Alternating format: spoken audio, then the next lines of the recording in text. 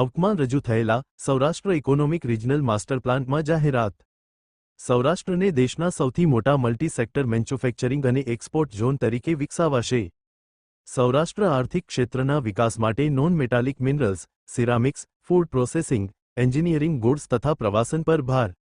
તારક ચિહ્ન સૌરાષ્ટ્રના એમએસએમઈએ પેઢીગત વ્યવસાયોમાંથી બહાર નીકળીને મોટા પાયે વિકસતા સાહસોમાં રૂપાંતરિત થવું જરૂરી હે સપર્ણા, ગ્રીટના સીઈઓ.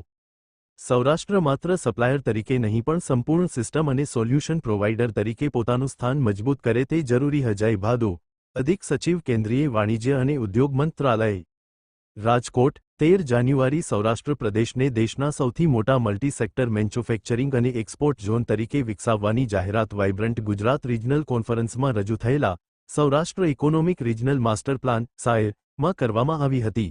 મારવાડી યુની ખાતે સંપન્ન થયેલી વીજીઆરસીમાં સર અંગેના મુખ્ય થીમેટિક સત્રમાં વરિષ્ઠ અધિકારીઓ, ઉદ્યોગ અગ્રણીઓ, ડેવલપર્સ, પોલિસી મેકર્સ તેમજ ઉત્પાદન અને નિકાસ ક્ષેત્ર સાથે જોડાયેલા 80મી વધુ પ્રતિનિધિઓ ઉપસ્થિત રહ્યા.